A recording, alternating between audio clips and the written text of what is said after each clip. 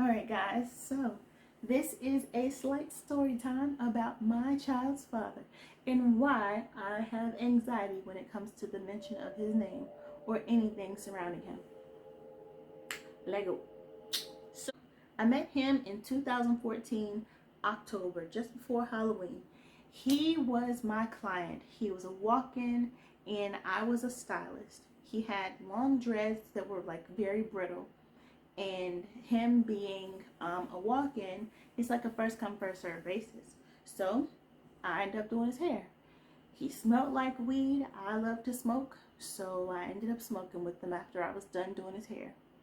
He ended up wanting to meet up after I did his hair because he knew that I smoked, since I made a mention of how he smelled, because he reeked of weed. He was like, it smelled like he bathed in marijuana leaves. I mean, whatever, it's your thing. But the first red flag presented itself that day. I told him how much the style was gonna be. He wasn't able to pay it. When I was doing his hair, he seemed like everything was fine, like he had all his ducks in a row. He presented himself to be very well off. He said that he had 2 vehicles, he had 2 jobs. He was very high in the realm of secret society stuff, and I believed that. I ate it up. I was just like, all right, whatever. And while you're telling me this, I'm thinking, okay, I ain't got no worries. I can even ask him for a tip. I ain't got no problem. Whole time he didn't even have enough. I think the style was $55, and he didn't have enough to pay that. So my associate stylist knew him before he even came in. He said that he got his hair done by her a couple times and was peeping me out because I sat right next to her, but I was like into females, so he didn't want to mess up what I had going on. But when he came in as a walk-in, I was single at the time. It's like, whatever, we can talk, we can chill.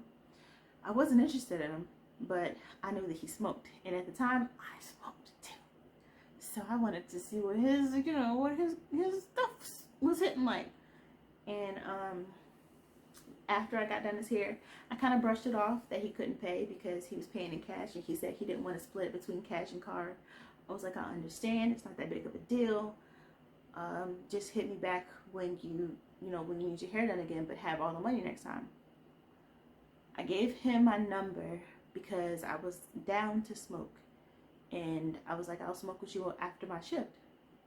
Fast forward to the end of my shift, me and my associate stylist meet up with him to smoke in his car. During the session of smoking in his car, he's complimenting me on my hands, saying that they're so feminine, talking about like I had pretty hair, I had pretty eyes, blah, blah, blah.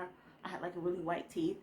I do though. And it was more so of a date in his eyes. I ain't see it like that. I wasn't interested in him. He was like 5'5", maybe probably weighed like 140, and his hair was very like, it was very brittle. I'm like, dude, I just did your hair. You're not healthy. Your hair is falling out. You're not healthy at all, and you look sick. But anyway, I still did his hair, and I still was like, I'll entertain the fact of you liking me because I'm good energy. So if you want my energy, okay, just say that then. If you just want to be healed and blessed with my life, my vibe, okay, I'll give you some. I mean, it ain't taken away from me none, but it did. So that was red flag number 1. He couldn't pay his whole bill, knowing how much it was since he's been there before. Red flag number 2, he was just very showboaty the entire time. He stated he had like 2 jobs.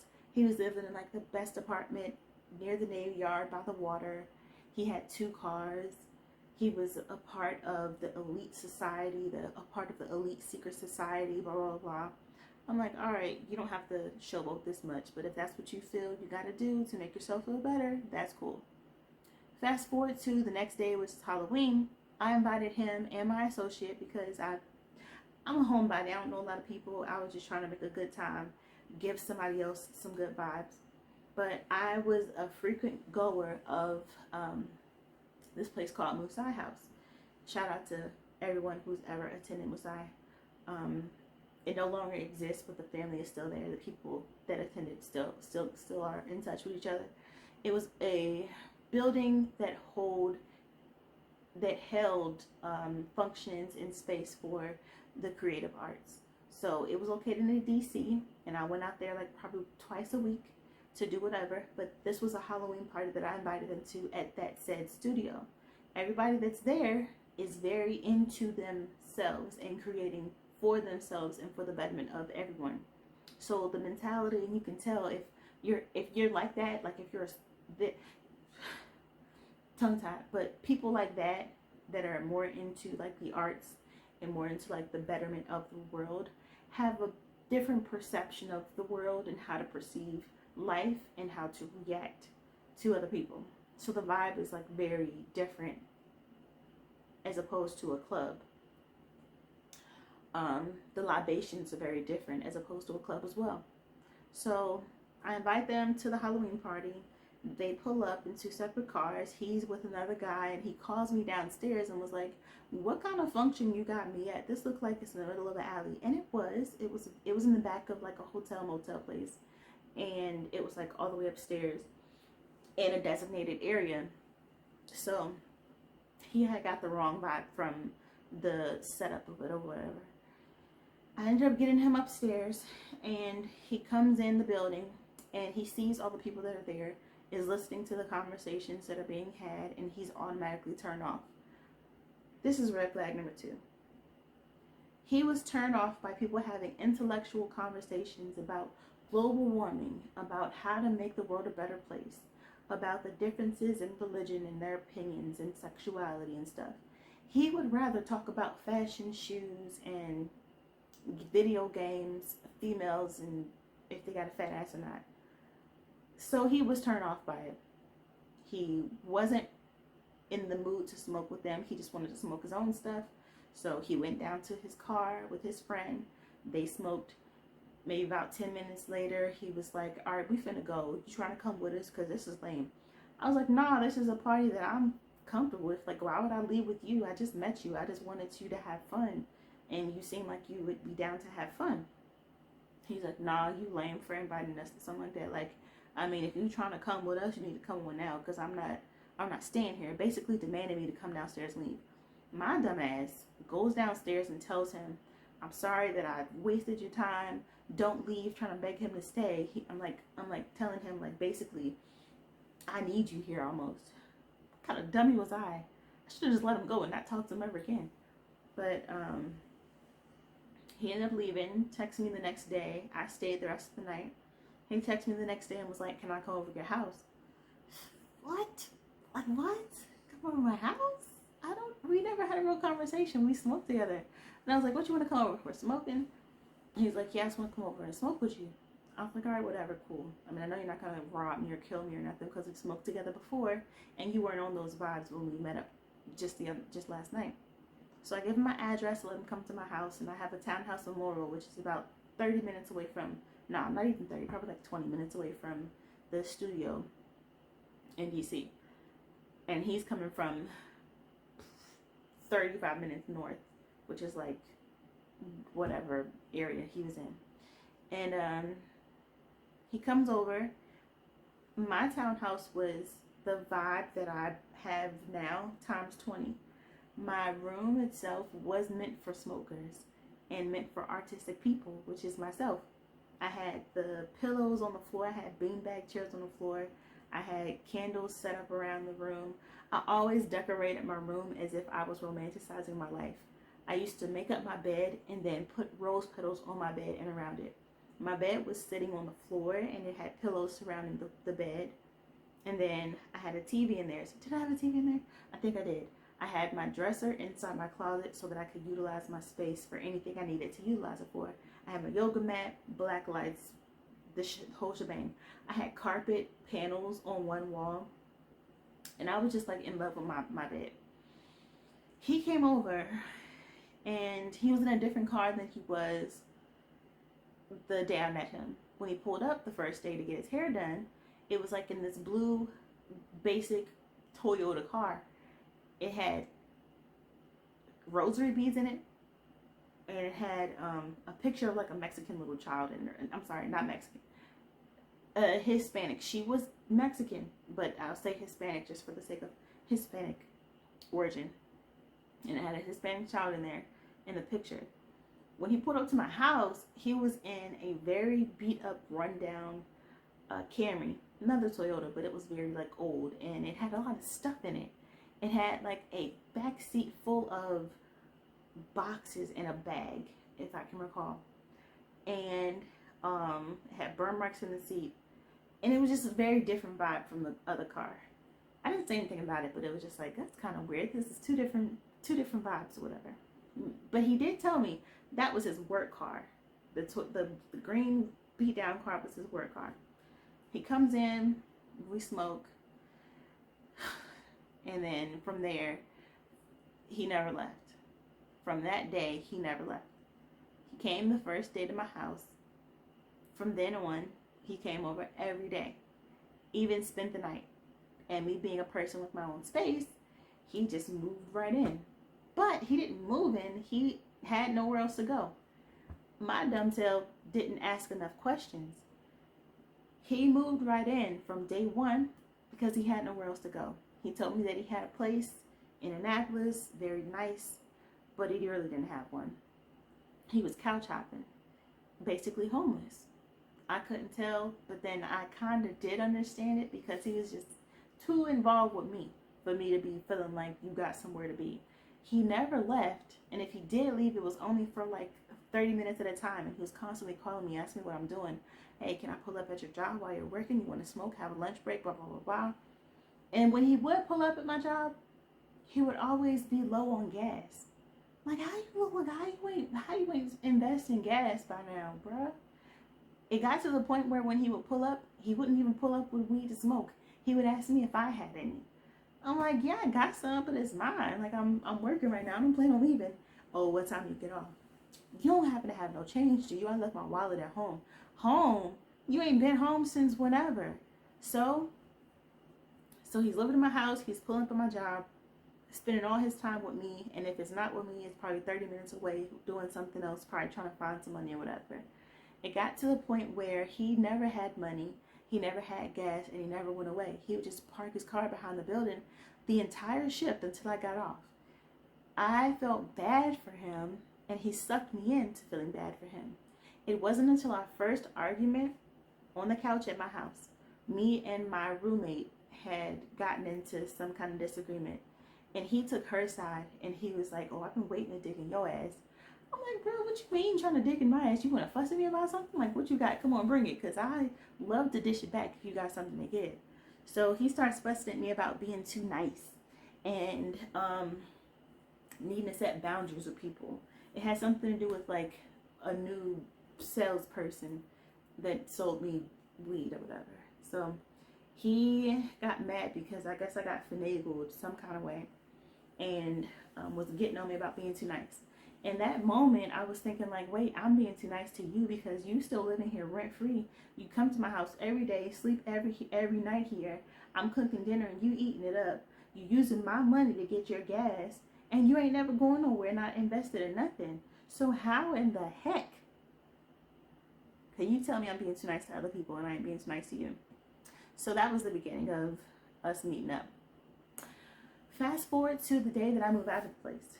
That was when shit turned south because I no longer had anything to give him. I didn't give him a place to stay, so he could only, fake it till he made it and find somewhere else to sleep. I moved back home with my parents. And moving back home with my parents was very bad for him because he now had to see them. And they already saw right through him. They knew that he wasn't living the lifestyle that he said. They knew that he didn't have the things that he said he had, but yet he lied about it. He lied so much that he even told my dad that he worked for the government while my dad is basically the government. You can't tell my dad anything about secret nothing and expect yourself to get away with it. He had the audacity to say, my mom and dad asked him, oh, how come Jasmine's never been to your house? And I was thinking the same thing. I was like, yeah, sir, how come I've never been to your house? It's kind of odd. We've been together for a while, and you've been at my house every single day, but I've never been to yours. Where are your parents at? Don't get it. Rewind. He told my parents that his mom had passed away, and she passed away, but she was a good mom, but she passed away because she had like a brain aneurysm or something. So we're all feeling sorry for him, and he has this whole sob story about he don't like to talk about it, but it was just very tragic for him because, you know, he just been through so many things, and this is just like leading one lie after another. Christmas time came. No, it wasn't Christmas. I'm sorry. I forgot what holiday it was, but we were having dinner. Yes, it was Christmas. This is how fast it happened. We met October. He lived with me for a month and maybe 2 months or so. Christmas comes, and now it's time for me to move out because I was already done with the lease. He comes to my house. My parents are already living off the notion that his mom is dead and that he has 2 jobs and secret societies after him. So that's why I can't come to his house. But when he comes to my parents' house, he tells them that his mom is actually in the hospital, dying, but not dead yet. So I'm thinking, wait a minute, this fool told me she was dead. How all of a sudden it changed up and she a whole living person? They asked him the question about how come I never come to his house, and he told me it's a long story. My job is helping me fund my house, and they basically have me living there until they move me to another state with a project that I'm doing because I'm contracted by Brazzuto, and I'm a project manager.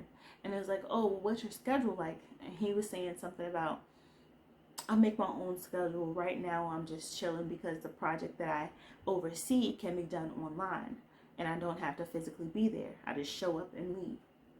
And they was like, oh, well, what? Well, do you plan on bringing your mom some food? He was like, yeah, I can make her a plate because we had dinner. So he's like, yeah, I can make her a plate, bring it to her to the hospital.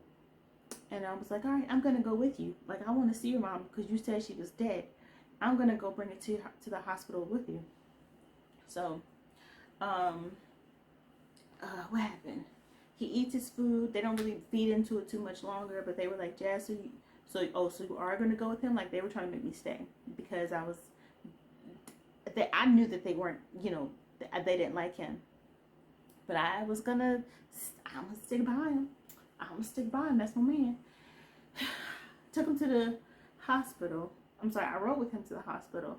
And on the way to the hospital, I was like, how come you never told me about your mom? Like, I thought she was dead. He was like, I mean, she is dead, basically. She's brain dead. She's nothing like the woman that I grew up with. She's not really my mom anymore. She's somebody that I don't even know. I'm like, you couldn't tell me that? Like, you couldn't let me know that that's what you were going through? I'm your girlfriend. I'm supposed to be there for you 3 times like this. We make it to the hospital. He brings the plate to her. His whole family's there. He has 2 brothers there and a dad. And I think it was like one other person. I'm standing in the hallway and I'm like, hi, I'm Jasmine. Nobody says anything to me. They just walk right past me as if I don't exist. I'm like, did I do something wrong? He goes in there, gives her the plate. I go in there and he's like, Ma, this is my girlfriend, Jasmine. I'm like, hi, how are you doing? She says, hey. She's talking. She's definitely not dead. Doesn't even have breathing tubes up her nose. She's just laying in the bed. At a hospital, yeah, but she's just laying there. So, what happened after that? He gives her the food and he's like, all right, I was just coming to say hi. I'll talk to you later. And then we leave. And I'm just like, this is really awkward. What kind of family dynamic? What in the name of Sam Cooke is going on? So, we get home. Well, we get back to my house and he drops me off and we sit in the car for about like another, maybe like 2 hours, and it's late.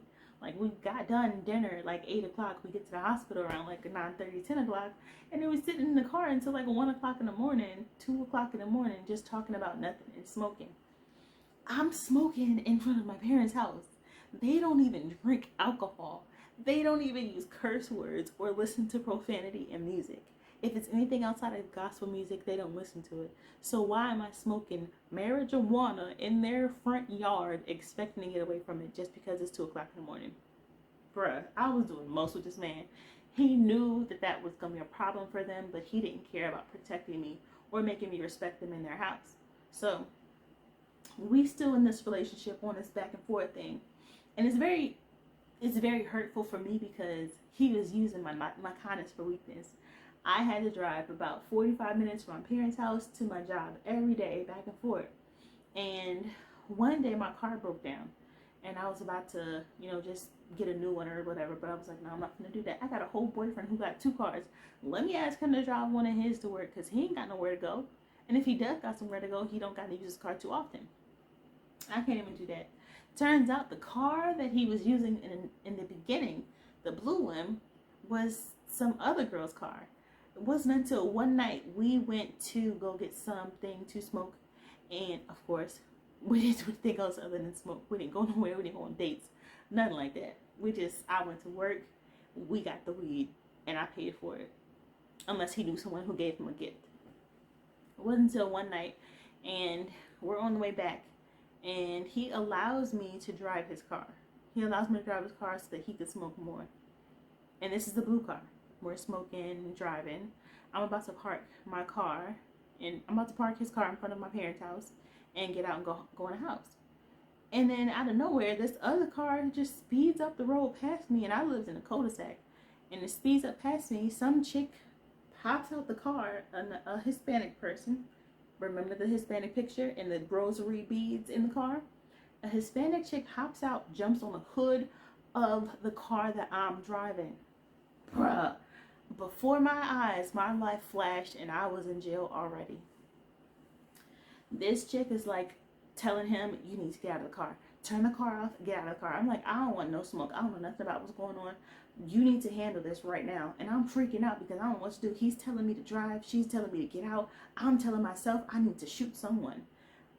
Not really shooting when I didn't have any weapons, but in my mind I'm thinking I need to find out what to do to get out of the situation.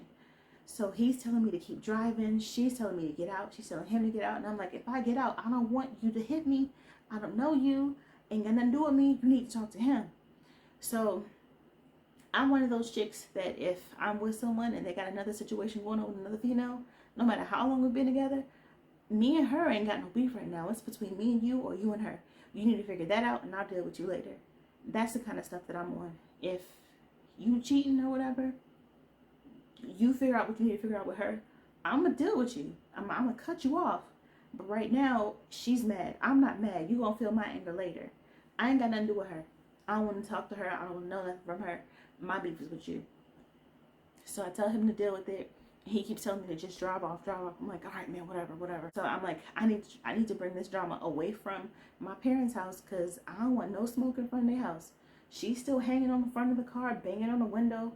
And I was like, ma'am, I don't want to hurt you.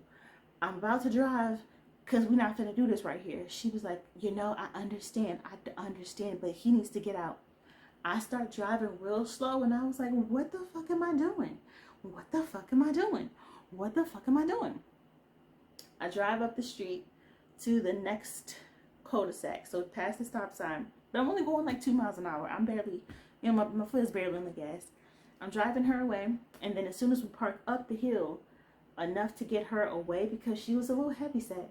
And I was like, all right, if I get out of the car and she runs, she might be tired before she makes it to my house. I might have enough time to get to my house, get what I need to get, if I need to get anything, and then handle my business.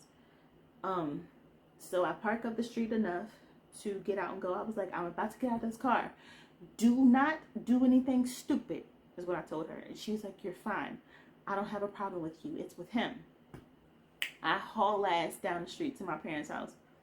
I get in the house and I was telling my parents, sorry, I don't know if y'all saw what just happened, but it's a chick on the hood of his car right now, and I don't know what's going on. They said, get inside, lock the door, blah, blah, blah. I'm getting prepared, mind you. Her car is still parked. Her other car is still parked in front of my house. I'm in the house getting prepared to do what I need to do. Pulling up my hair, tying up my shoes, getting what I need to get it done. And before I know it, the car is gone. I ended up turning off my phone that night. I was crying. And I was like, I'm not gonna deal with this. No man should ever bring this kind of drama to my house. And this kind of drama is not, ain't for me. I'm not about that kind of life. So I kind of put 2 and 2 together. I'm like, that's not even his car. That's her car. Those rosary beads are her rosary beads. That Hispanic child is her Hispanic child. Does he have children and I don't know it? I was like, I didn't know what to think. So I said, to avoid all this drama, I'm not even in that deep with him. He already got me stressing out. He not even bringing nothing to the table. I'm about to just cut it off. I block his number. I go to work the next day, and he's there. Like, he's already at my job. And as I'm doing a client's hair, in walks him with this big old pink and yellow piece of paper, this big old poster board that says, Jasmine, I'm sorry. He gets on his knees and begs me to forgive him in front of my clients. He puts the flower, he had flowers too. It was like, Jasmine, I'm sorry. And it was another writing on the back that just explains like why he's sorry about bringing drama to my house, blah, blah, blah. He's never had someone like me, blah, blah, blah. And I'm like, dude, don't do this to me. Like, I'm not gonna give into it. I was like, I'm working. I need you to leave. He leaves. I don't talk to him for the rest of the day. And then at night comes. He's still parked outside my job. And I'm like, okay. I drove my mama's van to work. I got to get her car back home. So I can't stay here and do this with you. My dumbass unblocked his number and let him back in my life after that drama. 2 weeks later or whatever, we get into some more drama. He starts fussing and cussing at me and putting his hands on me. And when I say putting his hands on me, meaning he just was very disrespectful. I was keeping track and keeping tabs of how much money I spent on weed. I was smoking myself before I met him, but I wasn't spending that much money. I was never broke while smoking. With him, I was spending my entire paycheck, my entire earning on him, his gas, and weed. And I was comparing that to how much I was actually smoking. I would buy enough that if I were smoking it myself, it would last me for about a month. But with him, I was buying it every day. Every day. The same amount every day. And the gas that I was buying, I'm like, how are you out of gas that easy? This ain't right. Something happened. I remember we had an argument for whatever reason. I ended up going to the courthouse and got a restraining order because I'm like, this dude is really actually crazy. He was just doing the most all the time with everything. And I got a restraining order against him, or a peace order. And I blocked him again.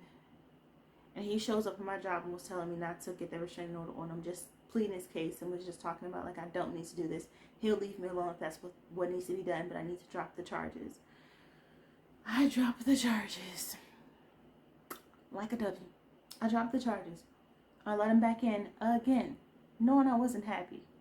I didn't smell the same. I didn't look the same. I was tired. I was unhappy with myself. We ended up meeting with his mom, and she got out of the hospital, and I told him he needed to see her because after all this time, you're walking around telling people she's dead. You only got one mama. Love on her. Heck, you ain't got nowhere to go. I'm going to just put it out there. Like, I even told him, like, I know you ain't got nowhere to go. I know that you don't have no place to live. Go talk to your mom. Maybe you can stay with her. He goes to her house. I'm with him. He talks to her. That same moment that she gets back home from the hospital and he's talking to her, he moves right on in because he knew that she wouldn't turn him away. I'm a Cancer. By the way, my zodiac sign is a Cancer. His mom is a Cancer too. He knows how to play on them people, them type of soft-hearted, love everybody, want to nurture everybody type people. So he moved in and I moved in with him. That's my man and I'm going to stick beside him is what I did. And I abandoned my parents and my family. He didn't allow me to talk to him. As soon as I moved in with him, my parents were cut off. I didn't talk to them. I didn't use their car for nothing. He used to tell me the only reason why you have a connection with them, or the only reason why you have a relationship with them, is because you need their vehicle right now. I'm like, bitch, I need their vehicle, but I also need my own. And I can get my own by having you take all my money. So he ended up being my chauffeur every day. As long as I brought home the bacon, he was going to drive me to get it. It got to the point where every time I got paid or every time I got a tip, every maybe half an hour or hour or something, he wanted to text me and ask me if I made enough money yet to give him gas money. Or he would text me and ask me if I made enough money to buy a certain amount of weed. And if I did, I needed to give it to him so he can go and get it and have it ready for when I get off work. I was so stupid. Come mid, uh, what was it? It was like the end of 2015.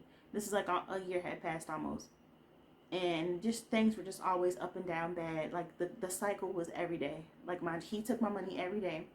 I had to make as much money as I could to give to him.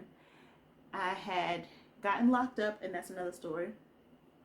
But I got locked up in one of the incidents that we were in, and I ended up going to jail for 2 weeks. Um, and he wasn't there for me at all because he had nothing to give. But I was in jail for 2 weeks. I went right back to him after what happened.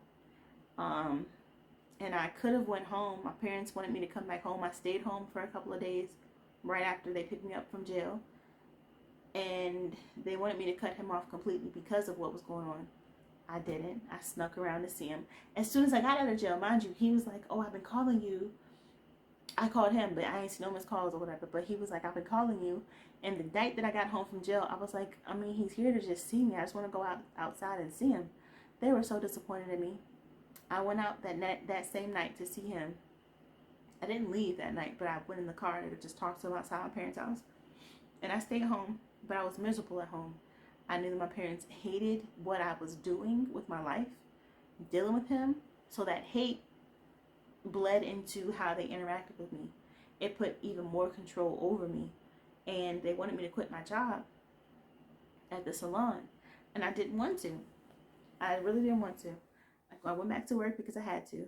And I snuck to see him. I told my parents I was working late that night. And I ended up just going to his house, smoking and doing whatever.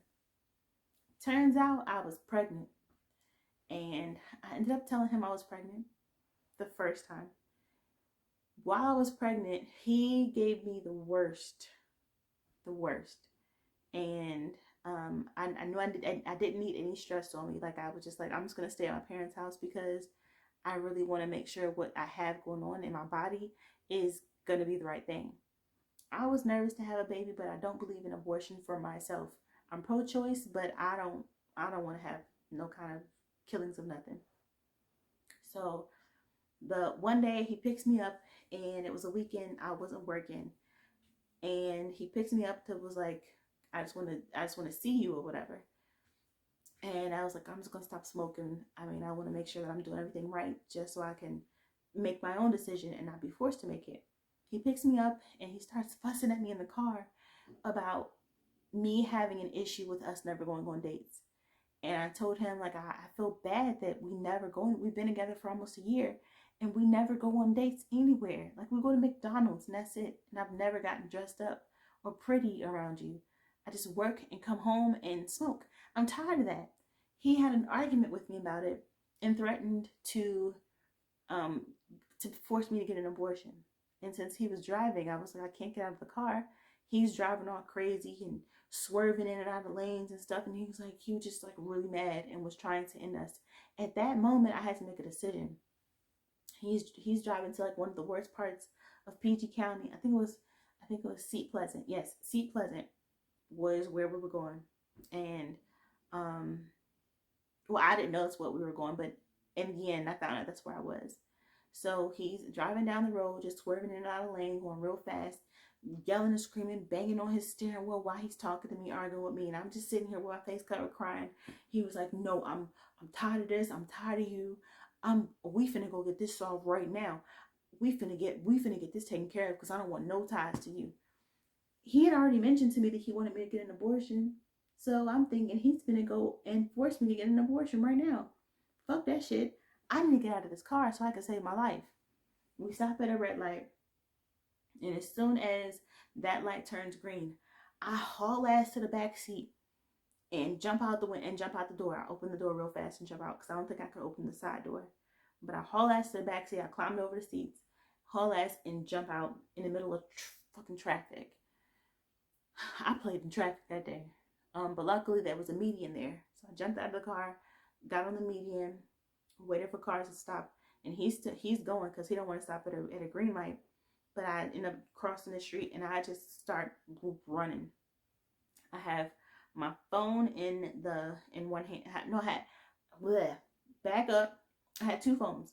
One phone I had in my purse, and I didn't have any money because I just got out of jail. So this is all around that jail time. I just got out of jail, so I didn't really have any money. And then I had another phone that was like a burner phone that he let me hold because since I was in jail, I think I forgot to pay my phone bill, so it was off. And he gave me like a little rinky-dink phone that was prepaid, and he let me use it. So I hauled ass to the nearest store, which was like a hair store, and there was I think it was like a grocery store and like an In-N-Out, just mom and pop shop. So I go over there and I'm like, I just need to use somebody's phone because I need to get some help. And I was crying and screaming and stuff, and nobody was really helping me. And I ended up calling. Um, I ended up calling a taxi, and I was like, all right, I ain't got no money on me now, but if I call a taxi when I get home, I could find something to give them. Call a taxi, and they're asking me for the address, and I'm like, sir, I don't know. I just need to get. Sorry, the phone keep cutting off. I keep the taxi's number. I keep the taxi on the line, and then I ask the owner of the store, like, what's the address to this place? They give me the address, and then I'm like, all right, whatever. I let them know. Not even 5 minutes passes, and this is around like 7 o'clock at night, 7:30. Not even 5 minutes passes, and I hear this car speeding around the corner and pulls up to the curb. It's him. It's my child's father. And I ended up walking outside. He meets me at the door, and then that's when he pulls the stuff out of my hand, and I'm trying to walk out of the store. And as I'm walking out of the store, he's like getting in my face and stuff, and I'm just like, leave me alone, leave me alone, give me my phone back, give me my phone back. He's like, no, it ain't even yours. And then he gets in my face, chokes me, holds me up against the wall, and he was like, you will never regret this. It's gonna be the last day you on borrowed time. What the fuck is going on, dude? I'm used to him getting aggressive with me, so I'm just like, he's really bad, and one day he's gonna snap. He's already told me he's trying to kill himself because he caught me when he was on the bridge, finna die, finna jump. He's done a lot. But he takes everything from me, so I can't really call anyone. But I had already used the store's phone, and I don't think I could use it again because they were finna close. I he takes all my stuff, and then he pulls off and leaves. I end up walking up the street to a 7-Eleven, but on the way to that 7-Eleven, an older woman was walking down past me. She was asking me if I was all right. I had a dress on, a white dress, and she was asking me if I was all right, and I was like, I don't know what's going on. My boyfriend just left me. He kicked me out of the car. I'm pregnant. And she was like, baby, we need to get you to a hospital. I was bleeding. I started bleeding all down my leg. And I was like, my period can't be on right now. And in that moment, I don't even know if I realized like what was happening. I guess I thought, and I'm trying to think about this as I'm talking it because I've forgotten that whole scenario. But in my mind, I'm thinking like, dang, my period been late this whole time, and I'm cramping real bad. I didn't know I was having a miscarriage, but I was, and I didn't know that you could have one that fast. Um, she asked me if I was all right, and I keep walking. I walk to the 7-Eleven, and I'm trying to find what I can do. I asked for a bathroom. I asked for their phone, and they told me no to both. They told me no to both. Now, the 7-Eleven wasn't too far from the hair salon, the hair supply store. I saw the taxi coming down the street. The taxi gets to the address. I walk back to the hair supply store's parking lot, and I meet the taxi in the parking lot. Not at the exact location, but I met him as he was leaving. And I was like, stop. It's me. I called you. They let me in the car. He's like, man, where am I taking you to? And I said, how much is it going to be to get me to Bowie? I forgot how much it was. I was like, okay, just take me there. He takes me to my parents' house, but he only drops me off down the street, which is probably another 2 miles away from their actual house. And I told him he could meet me, or I don't remember how I got him the money, or if I even got him money. I honestly don't remember what the conversation was in the car. I don't remember I know he addressed me bleeding. I think. I don't remember that either. But I know I got home and I remember I didn't let him park at my house, but I remember I got in the house. I think my dad paid for the taxi because he parked down the street. I I don't remember. I don't remember that at all. Anyway, so I had a miscarriage, and um, I did text him from my mom's phone. And I told him what happened, and I didn't allow him to know it was me because I did it, and then I blocked him from texting back. I stayed off of work. I went back to work.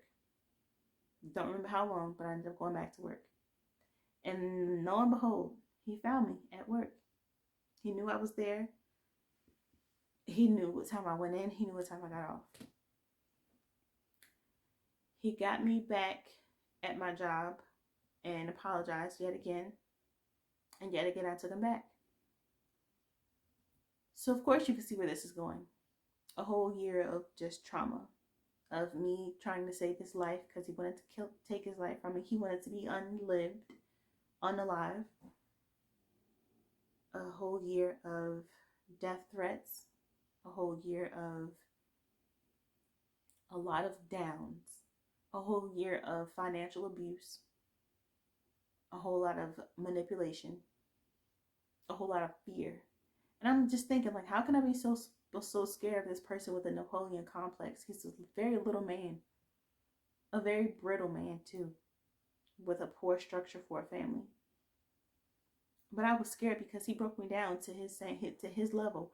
I was actually bigger than him. I weighed more than him, and I felt like I was taller than him when we first met. I just felt like I had more than him, emotionally, mentally, whatever, physically. But he broke me down a lot and made me feel very worthless. My dumb tail, even after jail, even after all the fights, even after the abuse and manipulation, even after the miscarriage, went back to his ass. And still didn't get no date after that. I still didn't even get a date. It's fine, whatever.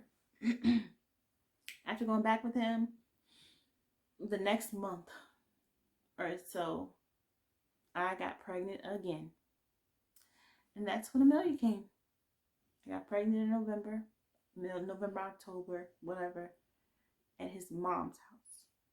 Because he was living with his mom. At least he had somewhere to go, so he didn't have to drive around all day and waste his gas. And his mom didn't stay too far from the salon, so it was a quick drive to get there. But I got pregnant, and during my entire pregnancy, I was very sick. I had a lot of morning sickness, and during that morning sickness, he used to fuss at me because he hated that I was sick. He told me that I was a weak person and I'm not cut out to be a mom because I can't even hold down my stomach. I was throwing up and I wasn't ready. He was like, he wanted me to smoke while I was pregnant so that I could avoid the nausea.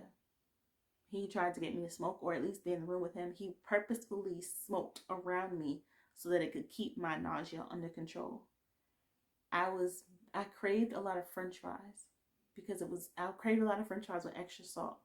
And that was the only thing that helped me, was the only thing I like to eat. Sorry, I don't know when it cut off. But anyway, he didn't want me to sleep in the bed. He wanted me to sleep in the bathroom so that he could have his comfort and sleep. So, whatever. I was dummy and did what I needed to do. I slept on the couch, I slept on the futon. It wasn't even a couch. And I kept the trash can next to me and I didn't bother him as much as possible. Fast forward to when it's time to give birth. He's telling me that nobody else is allowed in the room. And if he did find out that somebody was coming while I was giving birth, he was going to kill them. So I had to keep everybody away during my birth. But I kept him away. I found out how to give birth without needing him there. And my parents were the only ones that were there. I had to give birth under a different name so that he wouldn't find me. I got admitted to the hospital and I didn't give birth on the day that I was supposed to give birth because she was late. So he didn't know when I was going to give birth. During my last couple months of pregnancy, before I gave birth, during my last couple months of pregnancy, I chose to move back with my parents because I made a conscious decision. Like, all right, I got a full-blown baby in me. I have a connection with her, and he's put his hands on me while I'm pregnant. I gotta go. I got to leave. Um, I moved back home, and as I said, when I gave birth, I gave my birth under an alias. He wasn't allowed there. It was successful. Got back home. He doesn't see the baby until she's 5 weeks old, I think, something like that. And he comes to my house, my parents' house, and brings me some diapers. I asked him if he could bring diapers and formula and a trash can liner, but he only brought one pack of diapers because he claimed that the store ran out of everything else. Bruh, shut up. I was just there the other day. He brought me one pack of diapers. He sees the baby and tells me that it's not his because she was too light skinned. He was a very dark colored person. He was I like dark skin. Dark skin is beautiful to me. But he was very dark. She was very light. He told me that it wasn't his child and that I need to get a DNA test. He told me that he contacted family members of mine and they all snitched on me and told him that I do this to a whole bunch of people and my whole family is, the same way. And they just have babies and make other people the father. Like, dude, you don't even know who my family is. Shut up. Just shut up. Fast forward to when she's 5 months old. That was the next time I saw her. 5 months old. I brought her to see her grandmother, which is his mom, and I brought her to see him. I got back to work, and at that time I was working at Buffalo Wild Wings. I said I wanted to be a stay-at-home mom, but if I want to make something for myself, I need to, get back into the working. But I'm only going to work part-time. So I picked up a part-time job at Buffalo Wild Wings. And at Buffalo Wild Wings, he didn't come to visit, but he knew that was where I was working at because he texted me every once in a while to keep up with her. And I said, "This is your child. That's fine. You keep up with her, blah blah blah." But I brought her to his house to meet them. And while I'm working at Buffalo Wild Wings, he's telling me I need to quit because he had a job by then. So I was proud of him. He started working. He still wouldn't give us nothing. But the day that I brought her over when she was 5 months, this was around his birthday, I think. It was cold, I believe. I remember her house having decorations up, so it had to be some holiday. And he brought her a present. I don't remember what it was, but it was like a big box. So he thought he was doing something. Like he bought her a whole toy, a bouncy chair. That's what it was, a bouncy chair. And while he was at the store buying her a bouncy chair, I'm in his mother's house and I'm cooking dinner for them. And he was telling me I need to quit my job because he had a job now and I need to just take care of the baby.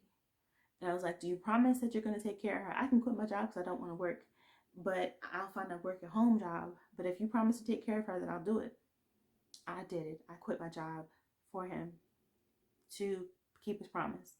After he never kept a promise in his life. But while he's at Walmart buying whatever he needs to buy for her, his mom tells me he's going to take that baby from you. Now, mind you, she had an aneurysm, so her slurred speech was kind of hard to detect, but that was clear as day to me.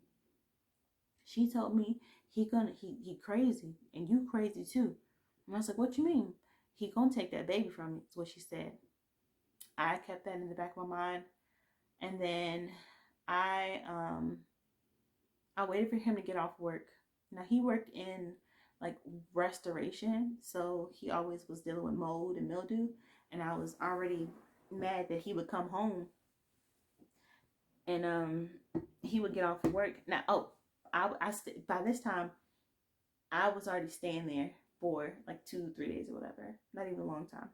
But every time that he would come home from work on like a break or off work, he would mess with my daughter. Like he would be around her with that mold and mildew on his clothes. I wasn't having that. I waited for him to get changed. I said, "Here, take your baby." And I'm making their food, making their plate. I make him a nice plate. And I confront him about what his mom said. And I told him, I said, "You plan on taking the baby from me, huh?" So I had my bags packed already. I was like, I'm not gonna deal with this. I have mine and her bags packed, and I'm ready to go. And as I'm confronting him, he pulls my daughter and snatches her up and is like, "You need to leave." He starts recording me. He was like, "She's trying to take my." He starts recording me as he's holding her, and he was like, "She's crazy. She needs to get out of my house. She's trying to take my baby from me. You guys, I'm just recording this for proof and evidence." And I got mad at that point because I'm like, "How are you going to tell me that I'm crazy and I'm trying to take your baby? I brought her here. I brought her here to this house to see you. You don't have no rights to her. You're not even on a birth certificate." And I said that on camera. He used that against me in the court when he took me to court. I hit the phone out of his hand and I'm trying to take my daughter back. And as soon as the phone drops, he gives her back. It wasn't even about her. It was just about, making me look bad. But on camera, on the phone, as he's backing up into the back room, holding her in his hands, and I'm coming toward him, I keep saying, "Give me my baby. It's not even yours. You don't even know if it's your baby or not. Give me my baby back." I slap the phone out of his hand. Next thing you know, all hell breaks loose. I take her and I start crying and I tell her I'm sorry and I'm trying to get out. But he locks us in his mom's room. We made it all the way to the back of the hallway. And he somehow locks us in his mom's room. And he starts going ham on me. I'm not even going to go into detail, but he starts beating up on me. My daughter is in one hand. I'm about to roll off the bed. And he's beating up on me. I'm kicking and screaming. Trying to get him off me. I find a way to get to the door. And I go out of the door. He goes out of the door too. And somehow I ended up getting pushed. And I fall on the floor. My 5-month-old daughter, Amelia, falls on the floor too. After that moment, that knocked all kind of sense into me. He gets on top of me. He starts kicking on me, gets on top of me, and beats me up. While I'm getting beat up, all I can think of is my baby. I cover her, I hover her, and then I'm just whispering in her ear, "I'm sorry, I'm just so sorry, I'm just so sorry, Mommy's so sorry. Mommy's so sorry." Damn, I'm having a moment. I ain't gonna do it though. I'm not gonna do it. I'm not gonna cry.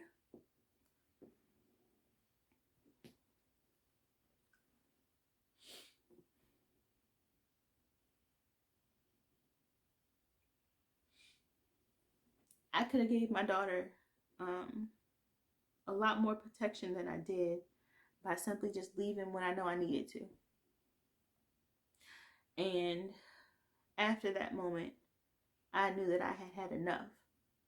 He called the police. No, I called the police. My parents called the police. He finds my phone. I think I started recording him. He finds my phone and throws it outside so that I can't call. He got a thing with trying to get outsiders involved. But I try to call the police from my phone after I'm kicking and screaming and crying. He throws it outside. I come after him. And I'm just like, "Give me my phone back." He doesn't give it back, of course. I find his mom's phone in the room. I call my parents from that phone. I'm like, "Mommy, Daddy, I'm about to go crazy. He done beat me up. He been beating up on me." They call the police from their end. And they pull up at the same time as the police do. Everybody's there to save us now. We're fine. We're dandy. That same night, I still didn't get my phone back. But that same night, I had 2 phones. But that same night, I got a text from a client. A customer from Buffalo Wild Wings, and he sends me back a picture that was sent to him from my phone, and it was a very unpleasant picture. It was a very personal picture. Turns out my child's father had my phone the entire time and was sending all of my personal pictures, all my personal videos to random people. And he sent it to one of my customers at Buffalo Wild Wings. And I guess whatever caption he used to send it gave that person the idea that I was like something that I wasn't. Like asking for favors, asking me to do stuff, and just basically disrespecting me as a person. And I knew it could only come from him. Anyway, that's all the stories I'm going to give now. But I guess you get my drift. He was very abusive aside from physical, he was just a very manipulative, narcissistic, rude, lying, evil little person. And I was stupid. I was stupid for not leaving in the beginning. I was stupid for believing him. I was stupid for being so nice to him. I was just so stupid. I have the most beautiful baby girl out of this whole entire situation. And I'm happy about that. I'm happy that I have her, because without her, I probably would have stayed. I made the decision to leave and never look back because of her. And now, yes, I'm a single mom. It's been 5 years since I've been a single mom, doing it on my own without any help from. And I don't even ask for help. I don't want help. I want him to disappear. Okay, he's not involved. He's not around. I don't disrespect him in front of her. I have very horrible thoughts about him, but I would never speak them out loud in front of her.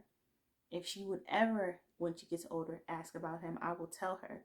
I created an email address for her for that simple fact. From day one, when I conceived her, I made an email address and told her about my feelings, told her about situations, told her about how I am her sole physical and legal guardian, how I have all custody and all of the just everything that she would need to know is in those emails from day one, and they're timestamped so she would know I'm not just making up a story. But if she ever decides to want to explore that option about him, I'm not going to stop her. But now, since she can't make that decision for herself, he chose to take me to court, and the courts decided to choose that he's not fit to be a dad. He can be supervised when he has interactions with her every once in a while, but he's not fit to be a full-time dad just yet. And it's been since 2017 since he has seen her.